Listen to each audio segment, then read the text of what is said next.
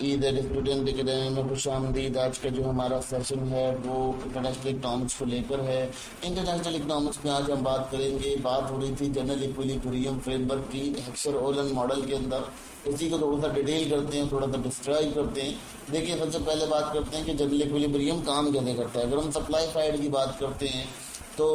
ये यहाँ पर एक कंडीशन कहता है कि अगर हम किसी कंट्री की बात करते हैं जो प्रोड्यूस कर सकता है दोनों तरह की गुड्स, ठीक है, दो गुड्स प्रोड्यूस कर सकता है। अब उसमें क्या होता है कि फैक्टर जो हम प्रोडक्शन पॉसिबिलिटी फ्रंटियर देखते हैं, वहाँ पर क्या हो रहा है, प्रोडक्शन पॉसिबिलिटी फ्रंटियर जो है वो बियस्ड हो रहा है, यानी वो माइल हो रहा है। किस तरफ से माइल हो रहा है, वो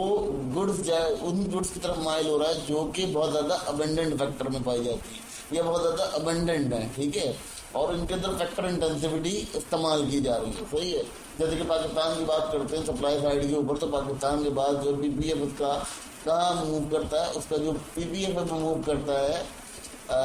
टेक्सटाइल की जानिब, गारमेंट की जानिब, एग्रीकल्चर की जानिब। इसके अलावा बहुत सारी ऐसी छोटी छोटी रिसोर्सेज हैं जिनकी तरफ जो पाकिस्तान का पीपीएफ है वो मूव करता है, ठीक है। तो वो क्यों मूव करता है, असल में इक्विलिब्रियम क्रिएट इसी तरह होता है कि जब हम पीपीएफ को देखते हैं, पीपीएफ की सिचुएशन को देखते हैं, तो ये हमें इक्विलिब्रियम फाउंड करने में काफ़ी आसानी हो जाती है।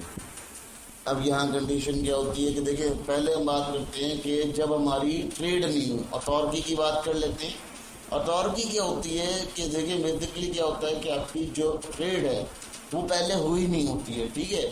अब वो ट्रेड नहीं हुई है तो आपके पास क्या हुआ, आपका जो अबेंडेंस फैक्टर है उसकी प्राइस जो है वो अजीब हर मुल्क की अलग अलग होती है, ठीक है।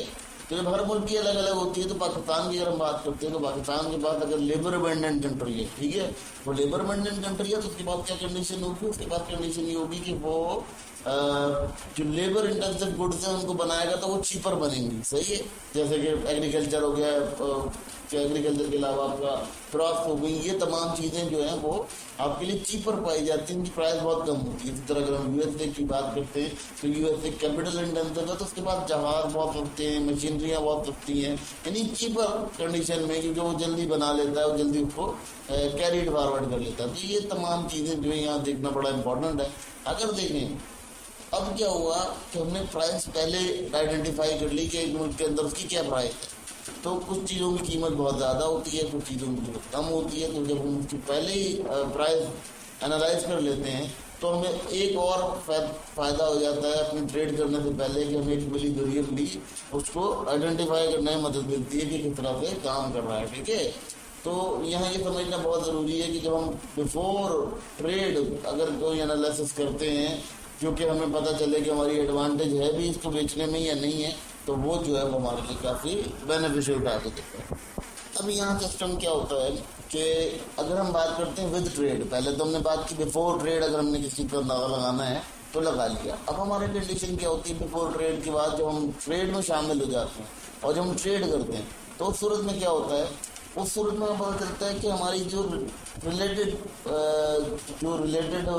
चीज़ें कहना चाहिए रिलेटेड प्राइस है, वो जब हम कंट्रीज़ के दरमियान में डालते हैं या कंट्रीज़ के बीच में डालते हैं, तो वहाँ से जो हम उनका एयरक्राफ्ट वगैरह या उनकी चीज़ें लाते हैं तो उससे क्या होता है, उससे हमारा एक इक्विलिब्रियम क्रिएट हो जाता है। मैंने वही बताया ना कि अगर हम आगे जाके बैलेंस ऑफ पेमेंट की बात करेंगे तो वहाँ आपको समझ में आएगा कि ये जो कंट्रीज होते हैं ये एक अजीब फंडामेंटल स्कीम के ऊपर चल रहे होते हैं कि कुछ लोगे तो कुछ दोगे, इसी तरह से बैलेंस बराबर होता है, ठीक है। लेकिन बहुत सारे ऐसे अंडर डेवलप्ड नेशन है जैसे पाकिस्तान है, उसके ऊपर कर्जा होता है, तो जब अगर वो देता भी है तो उसका कोई फ़ायदा इतना खास नहीं होता, वो उतना रिजल्टिंग फैक्टर्स के लिए क्रिएट नहीं होता, ठीक है। तो इससे क्या होता है, इससे आपका जो ट्रेड होती है दोनों कंट्रीज के दरमियान वो बैलेंस हो जाती है, यानी आपने कुछ लिया और कुछ दिया। अगर हम किसी और कंट्री की बात करते हैं अंडर डेवलप, तो वो क्या करते हैं, वो लेबर इंटेंसिव चीज़ें यानी एग्री सेक्टर को बहुत ज़्यादा प्रमोट करते हैं, एग्री सेक्टर से काम करके बेचते हैं, तो उसका क्या होता है वो आपकी एक्सपोर्ट हो जाती है। उसकी जो इम्पोर्ट आती है, इम्पोर्ट रिटर्न आते हैं, वो कोई मशीनरी हो गई, कोई ऐसी चीज़ हो गई, ट्रैक्टर हो गया, कोई चीज़ हो गई जो आपको रिलेटेड आपकी कमोडिटी की बराबर होती है और वो आपको इक्विवेलेंट हो जाती है।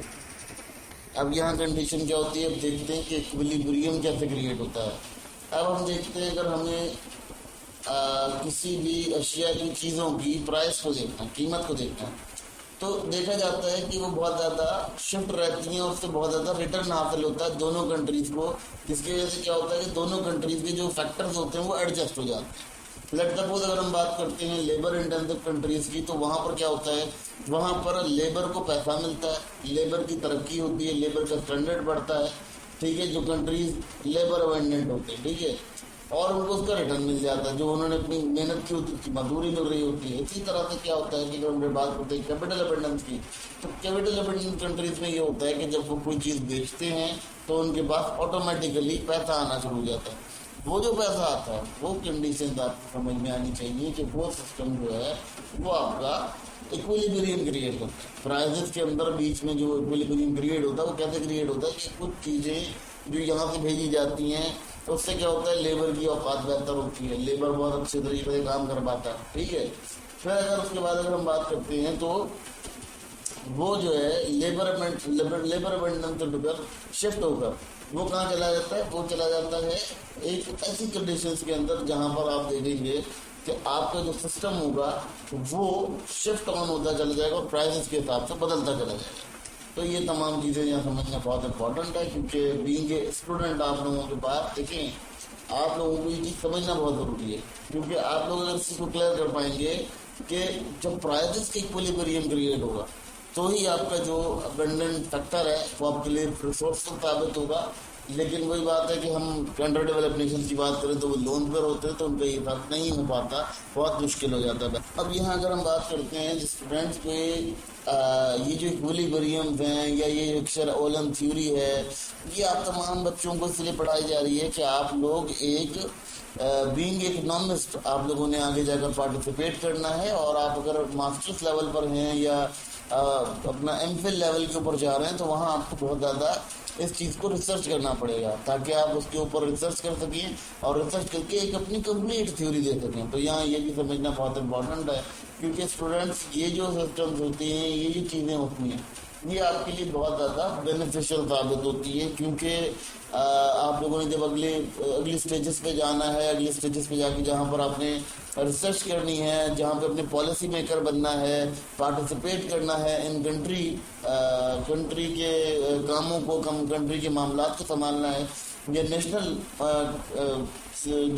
इकोनॉमिकल कंसेप्ट्स के ऊपर काम करना है, तो वहाँ आपको बहुत ज़्यादा इंपॉर्टेंट फैक्टर मिलते हैं और तो आपको पता चलता है कि आपका जो कंट्री है वो किस चीज़ के अंदर डेवलप होगा, किस चीज़ के अंदर डेवलपमेंट चाहिए, कहाँ वो वीक है, किस चीज़ को उसको बेटर करना चाहिए। तो ये इंसाइट्स देने के लिए तमाम सेशंस बढ़ाए जा रहे हैं ताकि आप लोग इससे क्लियर कर सकें और आपका एक जो सिचुएशन है वो बेटर हो सके, आपको समझ आ सके कि आपका सिस्टम जो है वो किस तरह से काम कर रहा है। तो ये तमाम चीज़ें यहाँ डिस्कस करना इसलिए भी ज़रूरी थी कि आप बीइंग स्टूडेंट्स इस चीज़ को समझें ताकि आप लोग आगे बीइंग पॉलिसी मेकर बने या नेशनल लेवल पे जब आप शुरुआत करें तो आपको ये तमाम चीज़ें यहाँ पर या आपको मालूम रहे और या आपको ये चीज़ कन्फर्म रहे कि हाँ जी ये चीज़ किस तरह से डील की जा रही है, ट्रीट की जा रही है।